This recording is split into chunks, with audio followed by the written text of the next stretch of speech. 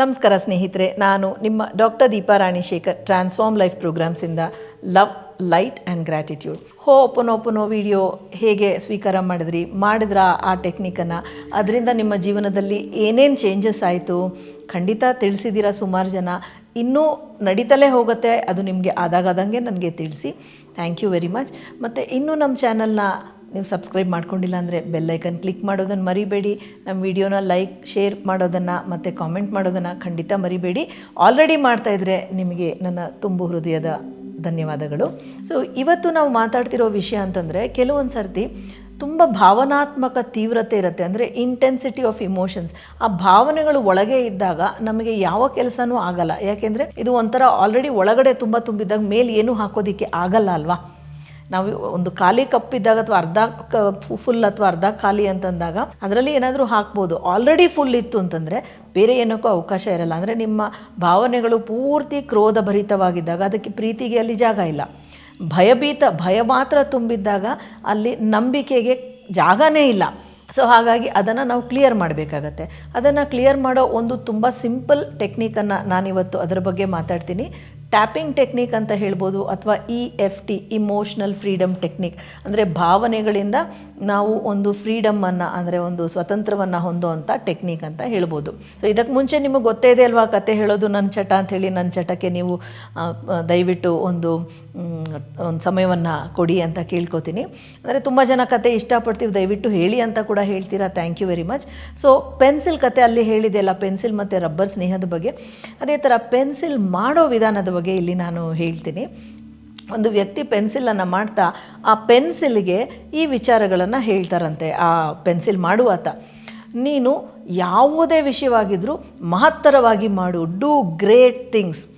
ಯಾವ ವಿಷಯವಾದರೂ do it in a great and grand manner. ಅಂದರೆ ನಾವು ತುಂಬ ಸೊಗಸಾಗಿ ಬರೆದಾಗ ಅದು ನೋಡೋಕ್ಕೆ ಚೆನ್ನಾಗಿರುತ್ತೆ, ಮತ್ತು ಬರವಣಿಗೆಯಲ್ಲಿ ಸುಮಾರು ವಿಷಯಗಳು ಮುಂದಕ್ಕೆ ಹೋಗುತ್ತೆ. ಸೊ ನೀನು you are design for great things. ಮಹತ್ತರವಾದ ವಿಷಯಗಳಿಗೋಸ್ಕರ ನಿನ್ನನ್ನು ಸೃಷ್ಟಿಸಲಾಗಿದೆ. ಯಾವಾಗ ನೀನು ಮಹತ್ತರ ವಿಷಯಗಳನ್ನು ಮಾಡ್ತೀಯ ಅಂತಂದಾಗ, when you allow yourself to be guided, ಅಂದರೆ ಆ ಬರೆಯೋ ಕೈಗಳಿಗೆ ನೀನು ಸರೆಂಡರ್ ಆದಾಗ, ಆ ಬರೆಯೋರು ಏನು ಬರೀತಾರೋ ಅದರಂತೆ ನೀನು ಹೋದಾಗ ನೀನು ಮಹತ್ತರ ವಿಷಯಗಳನ್ನು ಮಾಡ್ತೀಯ. ಅಂದರೆ ಹೀಗೆ ಬರೆಯೋಕೆ ಹೋದಾಗ ಲೆಡ್ ಮುರಿದೋಯ್ತು, ಇನ್ನೊಂದಾಯಿತು ಅಂದಾಗ ಅದು ಮುಂದಕ್ಕೆ ಸಾಗಲ್ಲ ಅಲ್ವಾ. ಸೊ ನಮಗೆ ಈಗ ನಾವು ಪೆನ್ಸಿಲ್ ಅಂದಾಗ ಗೈಡ್ ಮಾಡೋನು ಭಗವಂತ. ಆ ಭಗವಂತ ನಡೆಸಿದ ಹಾಗೆ ನಾವು ನಡ್ಕೊಂಡು ಹೋದಾಗ ಮಹತ್ತರ ವಿಷಯಗಳು ನಡೆಯುತ್ತೆ. ಮತ್ತು ಸುಮಾರು ಶಾರ್ಪ್ ಮಾಡ್ತಾರೆ, ನಿನ್ನನ್ನು ಚೂಪುಗೊಳಿಸ್ತಾರೆ. ಅಂದರೆ ನಿನ್ನ ಒಂದು ದೇಹವನ್ನು ಕೊರೆದು ನಿನ್ನನ್ನು ಚೂಪು ಮಾಡ್ತಾರೆ. ಪೇಯ್ನ್ಫುಲ್ ಶಾರ್ಪನಿಂಗ್ಸ್ ಆಗುತ್ತೆ ನಿನಗೆ. ಅದರಿಂದ ನಿನಗೆ ಒಂದು ಶೇಪ್ ಬರುತ್ತೆ, ನಿನಗೆ ಒಂದು ಜೀವನದ ದಾರಿ ಕಾಣುತ್ತೆ, ನಿನ್ನ ಒಂದು ಐಡೆಂಟಿಟಿ ಬರುತ್ತೆ ಅಂತ ಕೂಡ ಹೇಳ್ತಾರೆ ಆ ಪೆನ್ಸಿಲ್ ಮಾಡುವಂಥ ವ್ಯಕ್ತಿ. ಸೊ ಹೇಗೆ ಅಂತಂದರೆ, ಜೀವನದಲ್ಲಿ ನಮಗೆ ಪೆಟ್ಟು ಬಿದ್ದಾಗ ಮಾತ್ರ ನಾವು ಒಂದು ಏನು ಹೇಳ್ತಾರೆ ಮೂರ್ತಿಯಾಗಿ ಮೂಡೋದಕ್ಕೆ ಸಾಧ್ಯ ಅಲ್ವಾ. ಸೊ ಹಾಗೆ ಆ ಶಾರ್ಪನಿಂಗ್ಸ್ ಇದ್ದೇ ಇರುತ್ತೆ ಜೀವನದಲ್ಲಿ. ಮತ್ತು ತಪ್ಪುಗಳು ಆಗೇ ಆಗುತ್ತೆ, ಮಿಸ್ಟೇಕ್ಸ್ ಡೂ ಹ್ಯಾಪನ್. ತಲೆ ಕೆಡಿಸ್ಕೋಬೇಡ. ಎರೇಸರ್ ಯಾಕಿದೆ, ರಬ್ಬರ್ ಯಾಕಿದೆ ಅಂತಂದರೆ ಅಳಿಸ್ಬಿಟ್ಟು ಬರೆಯೋದಕ್ಕೆ, ತಪ್ಪುಗಳನ್ನು ತಿದ್ದುಕೊಳ್ಳೋಕ್ಕೆ ಅಂತ ಇರೋದು ಎರೇಸರ್. ಹೋದ ವಿಡಿಯೋನಲ್ಲಿ ಎರೇಸರ್ ಮತ್ತು ಪೆನ್ಸಿಲ್ ಬಗ್ಗೆ ಚರ್ಚೆನ ಹೇಳಿದ್ದೆ ಕಥೆಯಾಗಿ ಅಲ್ವಾ. ಸೊ ಈ ಎರೇಸರ್ ಸಹಾಯದಿಂದ ನೀನು ತಪ್ಪುಗಳನ್ನು ತಿದ್ಕೊಳ್ತಾ ಹೋಗಿ, ತಪ್ಪು ಮಾಡೋದು ಮಹಾ ತಪ್ಪಲ್ಲ, ತಪ್ಪನ್ನು ತಿದ್ಕೊಳ್ಳದೆ ಸಮರ್ಥನೆ ಮಾಡೋದು ಖಂಡಿತ ತಪ್ಪು. ಸೊ ತಪ್ಪುಗಳನ್ನು ತಿದ್ಕೊಳ್ತಾ ಹೋಗು, ಅದು ನಮಗೆ ಜೀವನದ ಪಾಠ ಅಂತ ಅನ್ಕೋಬೋದು. ಮತ್ತು ನಾನು ನನ್ನ ದೇಹ ಮರದಿಂದ ಮಾಡಿದ್ದು, ಇದೇ ಒಂದೇ ಡಿಸೈನು, ಬಣ್ಣ ಚೆನ್ನಾಗಿಲ್ಲ, ತಲೆ ಕೆಡಿಸ್ಕೋಬೇಡ. ಮೇಲಿನ ಬಣ್ಣಕ್ಕಿಂತ ಒಳಗಿರುವ ಆ ಒಂದು ಲೆಡ್ ಏನಿದೆ, ಆ ಬರೆಯುವ ಆ ಕಪ್ಪು ಲೆಡ್ ಏನಿದೆ ಅದು ತುಂಬ ಮುಖ್ಯ. ಅಂದರೆ ದೇಹಕ್ಕಿಂತ ಆತ್ಮ ತುಂಬ ಮುಖ್ಯ. ಹಾಗಂತ ಆತ್ಮ ಮಾತ್ರ ಇರೋದಕ್ಕೆ ಸಾಧ್ಯ ಇಲ್ಲ, ಯಾಕೆಂದರೆ ಕೈಯೆಲ್ಲ ಕಪ್ಪಾಗುತ್ತೆ ಬರೀ ಲೆಡ್ ಇಟ್ಕೊಂಡು ಬರೆದಾಗ. ದೇಹವೂ ಮುಖ್ಯ, ಆತ್ಮವೂ ಮುಖ್ಯ. ಆತ್ಮದ ಮೇಲೆ ಕೂಡ ಗಮನ ಇರಲಿ. ವುಡ್ಗಿಂತ quality of lead is important ಅನ್ನೋದನ್ನು ಕೂಡ ಅವರು ಹೇಳ್ತಾರೆ. ಯಾಕೆಂದರೆ ವುಡ್ ಗಟ್ಟಿಗಿದ್ರೂ ಆತ್ಮ ಮುರಿತಾ ಹೋದಾಗ, ಅಂದರೆ ಲೆಡ್ ಮುರಿತಾ ಹೋದಾಗ ಪೆನ್ಸಿಲ್ಗೆ ಬಿಸಾಕ್ಬಿಡ್ತಾರೆ ಪೆನ್ಸಿಲನ್ನೇ. ತುಂಬ ಸತಿ ಲೆಡ್ ಮುರಿದೋದಾಗ ಅಲ್ವಾ. ನಾವೆಲ್ಲ ಲೆಡ್ ಪೆನ್ಸಿಲ್ ಬಳಸ್ದವ್ರೆ ಅಂತ ಅಂದ್ಕೊಂಡಾಗ ಅರ್ಥ ಆಗುತ್ತೆ ನಿಮಗೆ. ಸೊ ಆ ಆತ್ಮ ಚೂಪಾಗಬೇಕು ಅಂದರೆ ದೇಹಕ್ಕೆ ಕೆಲವೊಂದು ಸಮಸ್ಯೆಗಳು ಬಂದೇ ಬರುತ್ತೆ. ಮತ್ತು ನೀ ಎಲ್ಲಿಯೇ ಹೋದರೂ ಲೀವ್ ಎ ಮಾರ್ಕ್. ನಿನ್ನ ಒಂದು ಛಾಪನ್ನು ಬಿಟ್ಟು ಮುಂದಕ್ಕೆ ಹೋಗು. ನೀನು ಬರೆದಂಥ ವಿಷಯಗಳು ಮುಂದಿನ ಜನಾಂಗಕ್ಕೆ, ಮುಂದಿನ ಪೀಳಿಗೆಗೆ, ಜನಗಳಿಗೆ ಒಂದು ಮಾರ್ಗಸೂಚಿ, ದಿಕ್ಸೂಚಿಯಾಗಿರಬೇಕು.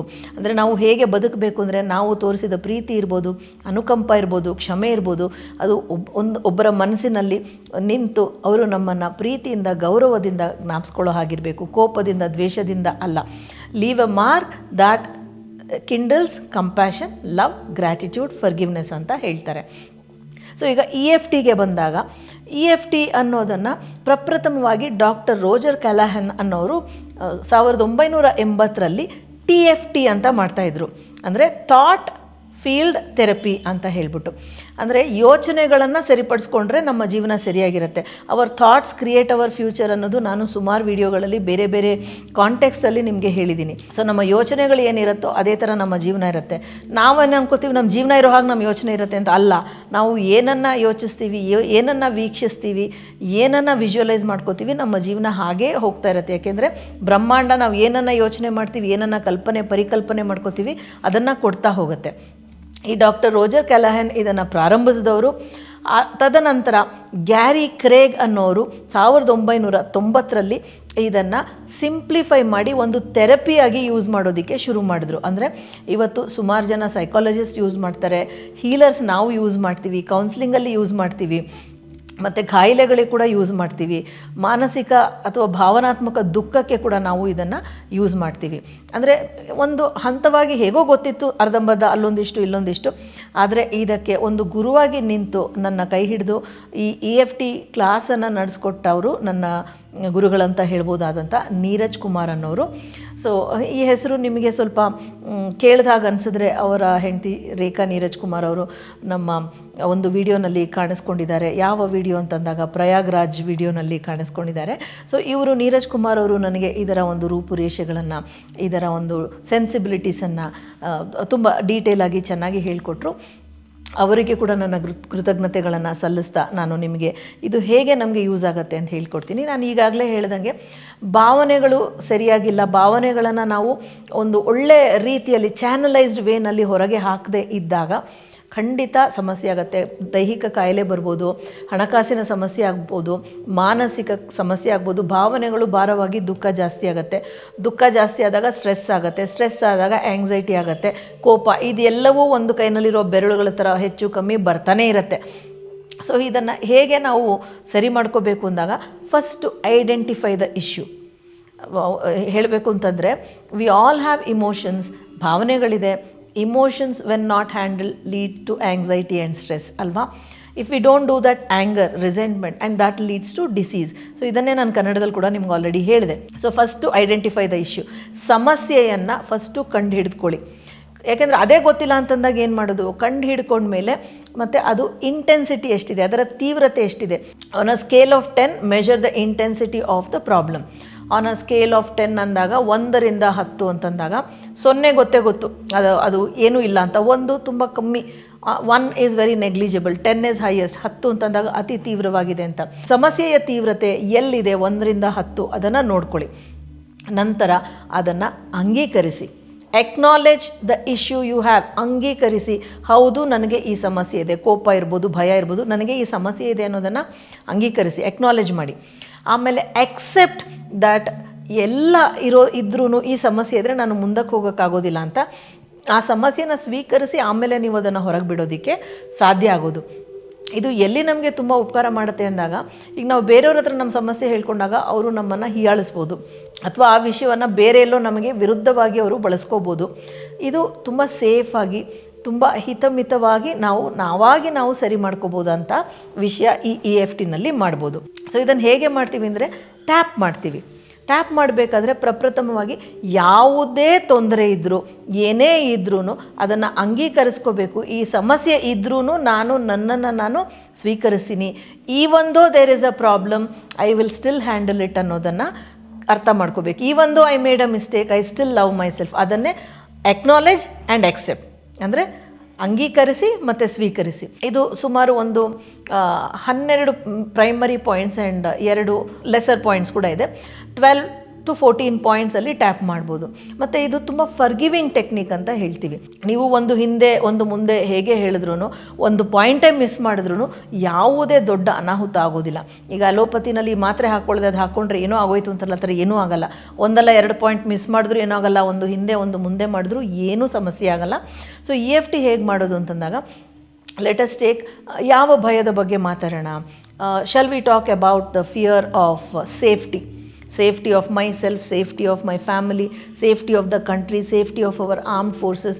ಭದ್ರತೆ ಬಗ್ಗೆ ಭಯ ಇದೆ ಅಲ್ವಾ, ಸೇಫ್ಟಿ ಬಗ್ಗೆ, ರಕ್ಷಣೆ ಬಗ್ಗೆ. ನಾನು ಸಂರಕ್ಷಿಸಲ್ಪಟ್ಟಿದ್ದೇನಾ, ನನ್ನ ಒಂದು ಕುಟುಂಬ ಸೇಫ್ ಆಗಿದೆಯಾ, ನನ್ನ ದೇಶ ಸೇಫ್ ಆಗಿದೆಯಾ, ನಮ್ಮನ್ನು ಕಾಯೋ ಅಂಥ ಯೋಧರು ಸೇಫ್ ಆಗಿದ್ದಾರಾ, ಇದೆಲ್ಲ ಒಂದು ಭಯವಾಗಿ ಕೂತ್ಕೊಳ್ಳುತ್ತೆ ಕೆಲವೊಂದು ಸರ್ತಿ. ಸೊ ಅದರ ಬಗ್ಗೆ ಅಂದರೆ ನಾನು ಉದಾಹರಣೆಗೆ ಮಾಡ್ತೀನಿ, ನೀವು ಯಾವ ವಿಷಯಕ್ಕೆ ಬೇಕಾದರೂ ಮಾಡ್ಬೋದು, ಆಯಿತಾ. ಸೊ ಪ್ರಪ್ರಥಮವಾಗಿ ಇಲ್ಲಿಂದ ಶುರು ಮಾಡ್ತೀವಿ. ಇದನ್ನು ಕರಾಟೆ ಚಾಪ್ ಅಂತ ಹೇಳ್ತೀವಿ. ಇದು ನಾನು ಬಲಗೈಯಲ್ಲಿ ಬರೆಯೋದು, ಬಲಗೈಯಲ್ಲಿ ಊಟ ಮಾಡೋದು. ಸೊ ಇದನ್ನು ಡಾಮಿನೆಂಟ್ ಹ್ಯಾಂಡ್ ಅಂತ ಕರಿತೀವಿ. ಈಗ ನೀವು ಎಡಗೈ ಬಂಟರಾಗಿದ್ದಲ್ಲಿ, ಅಂದರೆ if you are a left handed person, left hand will be your dominant hand. ಅಂದರೆ ಇದು ನಿಮ್ಮ ಡಾಮಿನೆಂಟ್ ಹ್ಯಾಂಡ್ ಆಗುತ್ತೆ. ಅಂದರೆ ನೀವು ಬರೆಯೋದು, ಊಟ ಮಾಡೋದು ಎಲ್ಲ ಎಡಗೈಯಲ್ಲಿ ಮಾಡಿದಾಗ. ತುಂಬ ಜನ ಎಡಗೈಯಲ್ಲಿ ಮಾಡ್ತಾರೆ, ಆದರೆ ಊಟ ಮಾತ್ರ ಬಲಗೈಯಲ್ಲಿ ಮಾಡ್ತಾರೆ. ನಿಮ್ಮ ಡಾಮಿನೆಂಟ್ ಹ್ಯಾಂಡ್ ಯಾವುದು ನಿಮಗೆ ಗೊತ್ತಿರಬೇಕು. ಅಂದರೆ ನೀವು ಬರೆಯುವಂಥ ಕೆಲಸ ಮಾಡುವಂಥ ಕೈ ಅಂತ ಇಟ್ಕೊಳ್ಳಿ. ಸೊ ನನ್ನ ಎಡಗೈ ಹೀಗಿದೆ, ನನ್ನ ಡಾಮಿನೆಂಟ್ ಹ್ಯಾಂಡಿಂದ ಇಲ್ಲಿ ಮೊದಲು ಪ್ರಾಬ್ಲಮನ್ನು ಸ್ಟೇಟ್ ಮಾಡ್ತೀನಿ. ಅಂದರೆ ಸಮಸ್ಯೆ ಏನಿದೆ ಅದನ್ನು ಹೇಳ್ತೀನಿ. ಅಂದರೆ ಇವಾಗ ಭಯ, ಯಾವುದರ ಭಯ, ನಾನು ಸೇಫಾಗಿದ್ದೀನಿ ಅನ್ನೋದ್ರ ಬಗ್ಗೆ ಭಯ ಇದೆ, ಅನ್ನೋದ್ರ ಬಗ್ಗೆ ಟೆನ್ಷನ್ ಇದೆ. ಅದು ಹಾಗೆ ಬಿಟ್ಟಾಗ ಸ್ಟ್ರೆಸ್, ಆ್ಯಂಗ್ಸೈಟಿ ಬೆಳೀತಾ ಹೋಗುತ್ತಲ್ವ. Even though I am afraid that I might not be safe, even though I am scared that I might not be safe, even though I am worried about my safety, even though I am worried about my safety. ಈ ಥರ 3 ಬಾರಿ ಹೇಳ್ಕೊಳ್ಳಿ. 3 rounds ನಾನು ನಿಮಗೆ ತೋರಿಸ್ತೀನಿ ಒಂದೇ ವಿಷಯನ. ಇದು ಪ್ರಪ್ರಥಮ ಪಾಯಿಂಟು. 2ನೇ ಪಾಯಿಂಟು, ನಾನು ಇದಕ್ಕೆ ಕನ್ನಡಕವನ್ನು ತೆಗೆದುಬಿಟ್ಟು ಕೂಡ ನಿಮಗೆ ತೋರಿಸ್ತೀನಿ. 2ನೇ point, but it is okay, ನನಗೆ ಭಯ ಆಗ್ತಾ ಇದೆ, ಆದರೂ ನಾನು ಧೈರ್ಯವಾಗಿರೋಕ್ಕೆ ಪ್ರಯತ್ನ ಪಡ್ತೀನಿ. ನನಗೆ ಭಯ ಆಗ್ತಾ ಇದೆ ನನ್ನ ಒಂದು ಸಂರಕ್ಷಣೆ ಬಗ್ಗೆ, ಆದರೂ ಪರವಾಗಿಲ್ಲ, ಇಟ್ಸ್ ಓಕೆ. ಆದರೆ ಇಟ್ಸ್ ನಾಟ್ ಓಕೆ. ಹೆಂಗೆ ಅದು ಓಕೆ ಆಗೋಕ್ಕೆ ಸಾಧ್ಯ ನೋಡಿ. 2ನೇ ಪಾಯಿಂಟ್ ಇದು, 3ನೇ ಪಾಯಿಂಟ್ ಇದು. ನೀವು ಜೋರಾಗೇನು ತಟ್ಟಬೇಕಾಗಿಲ್ಲ, ತುಂಬ ಹಗುರವಾಗಿ ಟ್ಯಾಪ್ ಮಾಡಿದರೆ ಆಯಿತು. ಐ ಫೀಲ್ ಸೋ ಸ್ಕೇರ್ಡ್, ನಿಮ್ಮ ಭಾವನೆಗಳೇನಿದೆ ಅದರ ಬಗ್ಗೆ ಎಲ್ಲ ಭಾವನೆಗಳನ್ನು ಹೇಳಿ. ಸೊ ಇಟ್ಸ್ ಓಕೆ ನೋಡಿ, ಈ ಒಂದು ಪಾಯಿಂಟಲ್ಲಿ it's okay. I feel so scared, ತುಂಬ ಭಯ ಆಗುತ್ತೆ, ನಮಗೆ ಗಾಬರಿ ಆಗುತ್ತೆ. I feel very very scared, ತುಂಬ ಗಾಬರಿ ಆಗುತ್ತೆ. ಆದರೆ ಏನು ಮಾಡೋದು ಗೊತ್ತಿಲ್ಲ, ನನಗೆ ಏನು ಮಾಡೋದು ಗೊತ್ತಾಗ್ತಿಲ್ಲ. ಆ ಭಯ ನನ್ನನ್ನು ಕಾಡುತ್ತೆ. That fear frightens me more. Why is it happening to me, ನನಗೆ ಯಾಕೆ ಹೀಗೆ ಆಗ್ತಾ ಇದೆ. ಇದು ಆದ ನಂತರ ನೀವು ಇಲ್ಲಿ ಈ ಕೈಗಳ ಹತ್ರ ಇಲ್ಲಿ ಸೈಡಲ್ಲಿ ಟ್ಯಾಪ್ ಮಾಡ್ಕೋತೀರಾ. I feel so scared. ನೀವು ಅದೇ ಪದವನ್ನು ಮತ್ತೆ ಹೇಳಿದ್ರೂ ಪರವಾಗಿಲ್ಲ. I don't know what to do, ಏನು ಮಾಡಬೇಕು ನನಗೆ ಗೊತ್ತಾಗ್ತಿಲ್ಲ, ಹೇಗೆ ನಿಭಾಯಿಸಬೇಕು ನಂಗೆ ಗೊತ್ತಾಗ್ತಿಲ್ಲ. I don't know how to deal with this, I don't know how to handle this. ಈ ಬೆರಳನ್ನು ಸಾಧಾರಣವಾಗಿ ಟ್ಯಾಪ್ ಮಾಡಲ್ಲ. And I am really scared, ತುಂಬ ಭಯ ಆಗ್ತಿದೆ. ಮತ್ತೆ ಇಲ್ಲಿಗೆ ಬರ್ತೀರಾ. ಈ ಒಂದು I feel very scared, it's okay. ಮತ್ತು ತುಂಬ ಭಯ ಆಗ್ತಿದ್ರು ಪರವಾಗಿಲ್ಲ, ಆದರೆ ಹೌ ಇಸ್ ಇಟ್ ಓಕೆ, ಹೇಗೆ ಅದು ಸರಿ ಅಂತ ಹೇಳಕ್ಕೆ ಸಾಧ್ಯ. ತುಂಬ ಭಯ ಆಗ್ತಿದೆ, ಐ ಆಮ್ ವೆರಿ ಸ್ಕೇರ್ಡ್, ತುಂಬ ಗಾಬರಿ ಆಗ್ತಿದೆ, I am really scared, I don't know what to do, ಏನು ಮಾಡಬೇಕು ನನಗೆ ಅರ್ಥ ಆಗ್ತಿಲ್ಲ.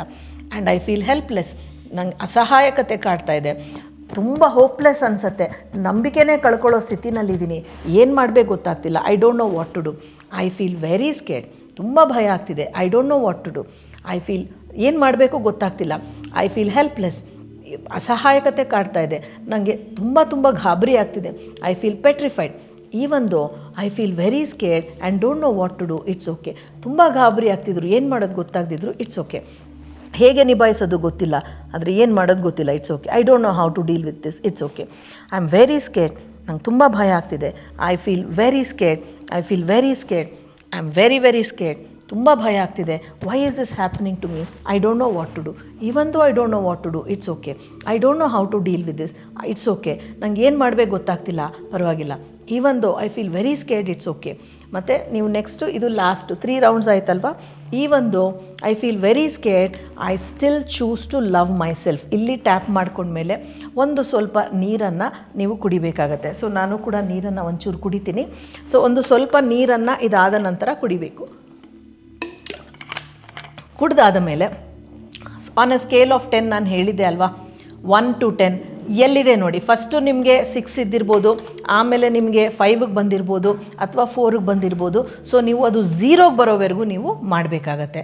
ಸೊ ಮಾಡಿ, ಇದು ಬರೀ ನಾನು ನಿಮಗೆ ಭಯದ ಬಗ್ಗೆ ಹೇಳಿದೆ. ಯಾವ ಭಯ ಅಂತಂದರೆ ಸೇಫ್ಟಿ ಬಗ್ಗೆ, ಏಕೆಂದರೆ ಇವತ್ತಿರೋ ಪರಿಸ್ಥಿತಿನಲ್ಲಿ ಅದು ಬೇಕು ಅಂತ ಹೇಳಿದೆ. ಹಣದ ಭಯ ಅಂದರೆ ಹಣ ಹೊಂದಲಿಲ್ಲ ಅಂದರೆ ಏನು ಮಾಡೋದು, EMI ಕಟ್ಟೋಕ್ಕಾಗದಿದ್ರೆ ಏನು ಮಾಡೋದು, ಈ ಥರ ನಾನಾ ವಿಷಯಗಳಿಗೆ ನೀವು ಮಾಡ್ಬೋದು. ಅಯ್ಯೋ ನನ್ನ ಆರೋಗ್ಯ ಚೆನ್ನಾಗಿಲ್ಲ, ನಾನು ಗುಣಮುಖ ಆಗದಿದ್ರೆ, ಯಾವ ಒಂದು ಭಯಕ್ಕೆ ಬೇಕಾದರೂ ನೀವು ಈ ಟ್ಯಾಪಿಂಗನ್ನು ಮಾಡ್ಬೋದು. EFT, ಇಮೋಷ್ನಲ್ ಫ್ರೀಡಮ್ ಟೆಕ್ನಿಕ್ ಅಥವಾ ಟ್ಯಾಪಿಂಗ್ ಅಂತ ಹೇಳ್ತಾರೆ. ಇದು ನಿಮಗೆ ಅಕಸ್ಮಾತ್ ನೀವು ಒಂದೇ ಕೈಯಲ್ಲಿ ಕೂಡ ಮಾಡ್ಬೋದು, 2 ಕೈಯಲ್ಲಿ ಮಾಡದೇ ಇದ್ದರೆ ಒಂದೇ ಕೈಯಲ್ಲಿ ಕೂಡ ಮಾಡ್ಬೋದು. ನೀವು ಹೀಗೆ ಒಂದೇ ಕೈಯಲ್ಲಿ ಕೂಡ ಮಾಡ್ಬೋದು ಆಯಿತಾ, ಒಂದೇ ಕೈಯಲ್ಲಿ ಕೂಡ ಮಾಡ್ತಾ ಹೋಗ್ಬೋದು. 2 ಕೈಯಲ್ಲಿ ಮಾಡಬೇಕು ಅಂತ ಏನಿಲ್ಲ. ಮತ್ತು ನೀವೀಗ ಎಲ್ಲಾದರೂ ಹೊರಗೆ ಹೋಗಿದ್ದೀರಾ, ಈಗ ಉದಾಹರಣೆಗೆ ನೀವು ಕಾಲೇಜಲ್ಲಿದ್ದೀರಾ ಅಥವಾ ಕೆಲಸದಲ್ಲಿದ್ದೀರಾ, ತುಂಬ ಗಾಬರಿ ಆಗ್ತಿದೆ ಅಂತಂದಾಗ ನೀವು ಹೀಗೆ ಎಲ್ರಿಗೂ ಕಾಣಂಗೆ ಮಾಡದೆ ಸುಮ್ಮನೆ ಹೀಗೆ ಕೂಡ ಮಾಡ್ತಾ ಇರ್ಬೋದು.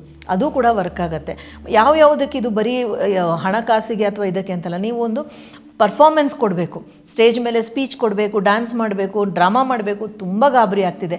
ಆವಾಗ ಈ EFT ಟ್ಯಾಪಿಂಗನ್ನು ಮಾಡ್ಕೊಂಡು ಹೋಗಿ ನೀವು ಎಷ್ಟು ಚೆನ್ನಾಗಿ ಪರ್ಫಾರ್ಮ್ ಮಾಡ್ತೀರಾ ಅಂದರೆ ನಿಮಗೆ ಆಶ್ಚರ್ಯ ಆಗುತ್ತೆ. ಒಂದು ಇಂಟರ್ವ್ಯೂ ಇದೆ ಅಥವಾ ಒಂದು ನೆಗೋಸಿಯೇಷನ್ ಕೂತ್ಕೋತೀರಾ, ಎಕ್ಸಾಮಿಗೆ ಮುಂಚೆ ಈ ಟ್ಯಾಪಿಂಗನ್ನು ಮಾಡ್ಕೊಂಡು ಹೋಗಿ ನೀವು ಸ್ಕೋರ್ ಮಾಡೋ ರೀತಿನೇ ಅಂದರೆ ಎಲ್ಲ ಓದಿರ್ತೀರಾ, ಗಾಬರಿಗೆ ನೀವು ಮರ್ತು ಹೋಗ್ತಿರ್ತೀರ.